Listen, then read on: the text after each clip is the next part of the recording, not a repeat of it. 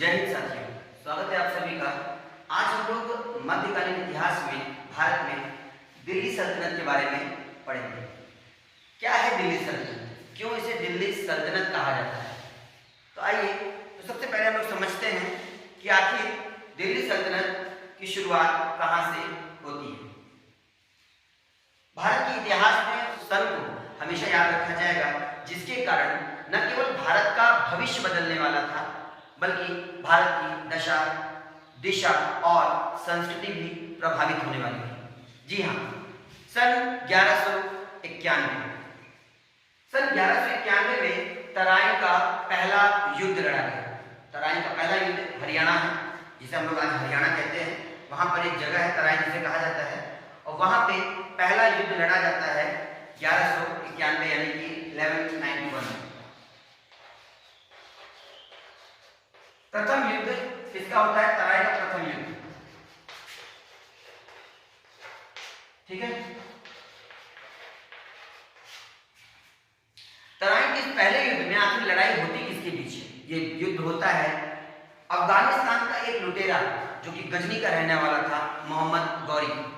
मोहम्मद गौरी एक कबीला चलाता था, यानी कि उसके पास एक ऐसे निरंकुश हार्डकोर शिकारी जिसे कहा जाता है, जो केवल मार काट ही जानते हैं, लूटना जानते हैं। उसका एक पूरा का पूरा एक गैंग था, एक संगठन उसने बना के रखी थी कबीलों की, और उनका केवल यही काम था कि वो ऐसे देशों पर, ऐसे जगहों पर जो है आक्रमण करते थे जहां से उन्हें धन अधिक से अधिक लूटने को मिल सके। और भारत तो सोने की चिड़िया कही जाती थी।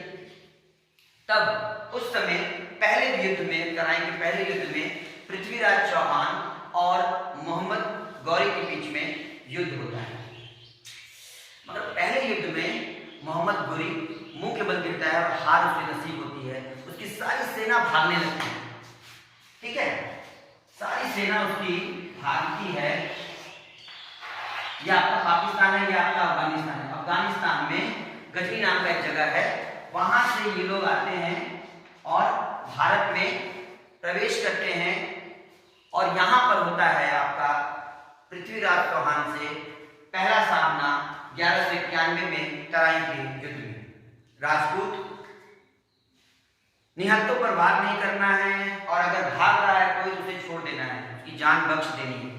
यही बख्श देना भारत के लिए कितना बड़ा मूल्य चुकाना पड़ेगा यहाँ के लोगों को, ये साबित करता है। मात्र एक साल बाद मोहम्मद गौरी वापस आता है एक बड़ी सेना लेकर, और उसे पता चल चुका होता है कि पृथ्वीराज चौहान की सेना कितनी बड़ी है, कितनी ताकतवर है। तो वो अपनी पूरा आकलन करके एक साल बाद वापस आता है 1192 में, पुनः उसी जगह जहां वो मुखी खाया था, जहां वो हार माना था और भाग गया था, वापस आता है और इस बार बड़ी दमखम के साथ पृथ्वीराज चौहान को हरा देता है। मगर पृथ्वीराज चौहान ऐसे नहीं हारे।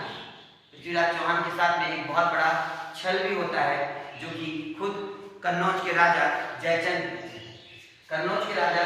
ने पृथ्वीराज चौहान को मदद नहीं पहुंचाई और पृथ्वीराज चौहान ये युद्ध हार गए।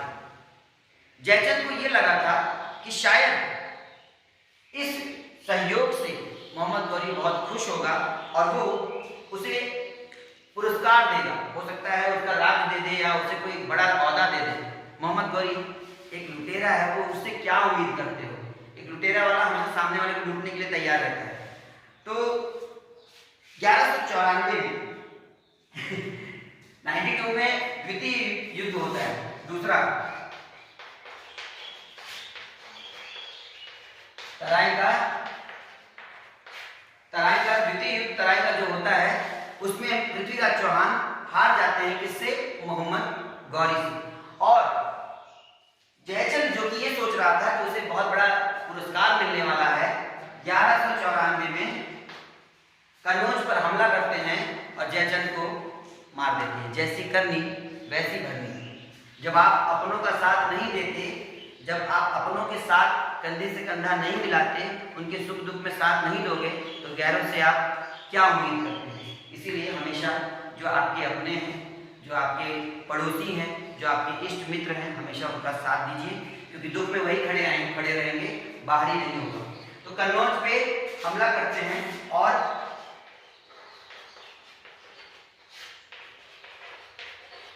याद रखना है हमें 1194 में कन्नौज पे हमला करता है मोहम्मद गौरी और जयचंद को मारकर वहां का कहानी दी एंड कर देता है। फिर वो वहां से वापस चला जाता है, यानी कि वो कन्नौज यानी कि वो भारत में लूटपाट करके वापस चला जाता है गजनी। मगर यहाँ पर वो अपना एक गुलाम, जी हाँ, एक गुलाम जिसे उसने अपने सेना का सेनापति बना के रखा था, जिसका नाम था कुतुबुद्दीन ऐबक। कुतुबुद्दीन ऐबक जो था वो एक गुलाम था, और किसका गुलाम था? मोहम्मद गौरी। मोहम्मद गौरी का गुलाम कुतुबुद्दीन ऐबक को यहाँ की पूरी भागदौड़ दे दी जाती है कि तुम एक काम करो, यहाँ पे लूट खसोट करो, जितना हो सकता है उतना पैसे कलेक्ट करो, इकट्ठे करो, और यहाँ से धन धान्य चीज जो है गजनी भेजो। तो कहीं ना कहीं भारत एक ऐसा स्रोत बन चुका था इन लोगों के लिए, जहाँ से लगातार पैसे, धन, सोना, हीरे जवाहरात वो जो है यहाँ से वो भेजते थे। मगर कुछ ही सालों बाद 1206 में 1206 ईसा में 1206 में मोहम्मद गौरी की मृत्यु हो जाती है। मोहम्मद गौरी की मृत्यु हो जाती है। अब सोचिए, अगर कोई गुलाम है, गुलाम किसका है? मोहम्मद गौरी का। जब मालिक ही नहीं रहा तो वो आखिर गुलाम किसका रहा? तो उसने यहाँ की पूरी भागदौड़ स्वयं अपने हाथों में ली। कब ले लिया उसने? 1206। अब आता है यहाँ से गुलाम वंश की स्थापना। अभी तक तो कुतुबुद्दीन ऐबक एक गुलाम के रूप में यहाँ की भागदौड़ संभालता था, मगर अब वो खुद को एज अ राजा, वो खुद को एक सुल्तान बनाकर यहाँ पर अपने आप को पेश करता है, क्योंकि अब वो किसी का गुलाम नहीं रहा। तो 1206 से लेकर 1206 क्यों? क्योंकि 1206 में कुतुबुद्दीन ऐबक अब किसी का गुलाम नहीं था, क्योंकि मोहम्मद गौरी का देहांत हो चुका था, मर चुका था वो। तो उन्होंने 1206 से अपना राज्य शुरू किया। तो आइए शुरुआत करते हैं दिल्ली सल्तनत के सबसे पहले वंश की, जिसे हम कहते हैं गुलाम वंश। मगर इसे याद करने से पहले हमें कुछ चीजों को याद करना होगा, क्योंकि दिल्ली सल्तनत में 5 वंश चले हैं। दिल्ली सल्तनत में 5 वंश चले हैं। वो कौन कौन से वंश थे अक्सर हम भूल जाते हैं, तो इसे हम लोग याद करेंगे एक ट्रिक के माध्यम से कि गुल खिला तो सही लो। ठीक है, गुल खिला तो सही लो। यहां लिख देते हैं कि गौरी का मृत्यु, ठीक ना, मोहम्मद गौरी मृत्यु। अब आते हैं कि दिल्ली सल्तनत में कितने वंश थे और उन वंशों का क्या क्रम है। ठीक है, दिल्ली सल्तनत में वंश, हमने कहा गुल खिला तो सही लो। चलो, गुल खिला तो सही लो।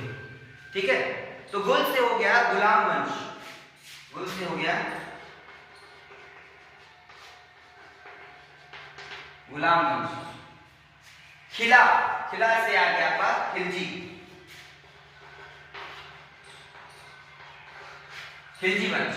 ठीक है, तो से हो गया तुगलक, तो से हो गया तुगलक। अब सही से हमें याद रखना है सर से सैयद, सैयद वंश, और लो से हो गया लोधी। ठीक है, गुल खिला तो सही लो। तो ये एक ट्रिक हो गया आपको दिल्ली सल्तनत के उन 5 वंशों को याद करने का क्रम से, कि सबसे पहले दिल्ली सल्तनत में कौन आया? गुलाम वंश आया। कब आया? 1206 से। क्यों 1206 से? क्योंकि मोहम्मद गौरी मर चुका था और कुतुबुद्दीन ने अपने आप को एक सुल्तान के रूप में सामने प्रस्तुत कर दिया था।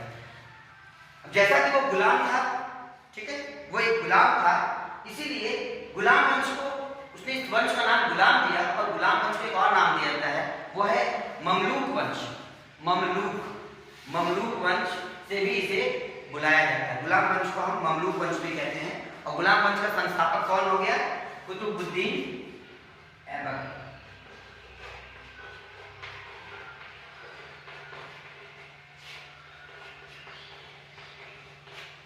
ठीक, तो कुतुबुद्दीन ऐबक गुलाम वंश का क्या बना? संस्थापक बना। अब जरा सोचिए, एक गुलाम अगर संस्थापक बनता है तो सबसे पहले गुलाम के मन में क्या रहता है? उसे गुलामी की पीड़ा पता होती है, गुलामी की पीड़ा क्या होती है, ठीक है। तो कहीं ना कहीं उसके अंदर वो हमेशा उम्मीद अपेक्षा करता था सामने वाले से दया की, जो कि उसको कभी मिलती नहीं। मगर यहाँ पर इतिहासकार ये बताते हैं कि बड़ा ही उदारवादी था और लोगों की हमेशा भलाई के बारे में सोचता था। इसीलिए इसे यहाँ के लोगों ने इसे एक उपाधि भी दी गई, लाल बख्श। कुतुबुद्दीन ऐबक को लाल बख्श भी कहा जाता है। अगर कभी आपसे पूछा जाए कि लाल बख्श किसे कहा जाता है तो आपको याद होना चाहिए कुतुबुद्दीन ऐबक को लाल बख्श कहा जाता है।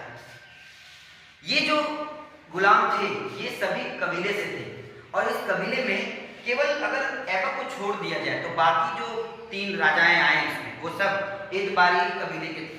कौन से कबीले के थे?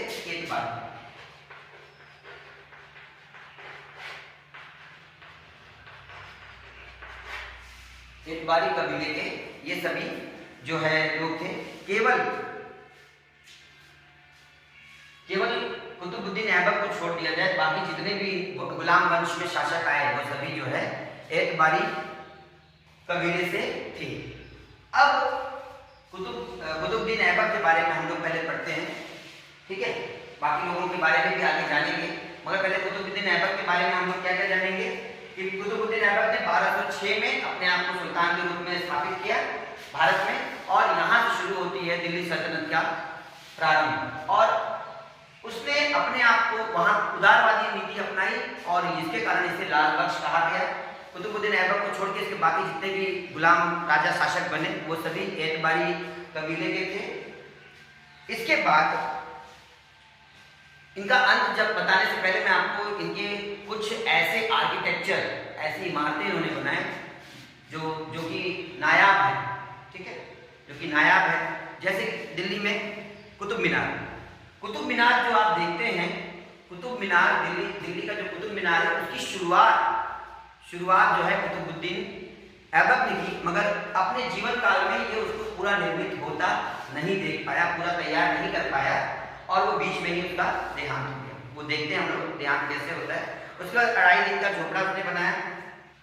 तो अजमेर में इन्होंने 2.5 दिन का झोपड़ा और दिल्ली में मुसद्दल इस्लाम मस्जिद बनाई, ठीक।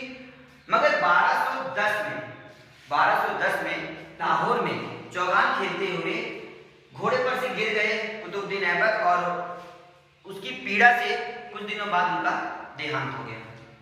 तो चौगान एक पोलो एक गेम होता है जिसमें लोग घोड़े पर बैठ के गेंद को मारते हैं। तो वही गेम खेलते हुए कुतुबुद्दीन ऐबक घोड़े पर से गिरते हैं और उनका देहांत होता है। कब होता है? 1210 में। तो 1210 में किसका देहांत हुआ? किसकी मृत्यु होती है? गुलाम वंश के संस्थापक कुतुबुद्दीन ऐबक की। तो ये था गुलाम वंश के संस्थापक की कहानी। अगले क्लास में हम लोग पढ़ेंगे इनके बाद जो दूसरे शासक बनते हैं उनके बारे में, उन्होंने दिल्ली सल्तनत के लिए क्या किया और कैसे उन्होंने अपना राजपाट चलाया। बहुत बहुत धन्यवाद। जय हिंद।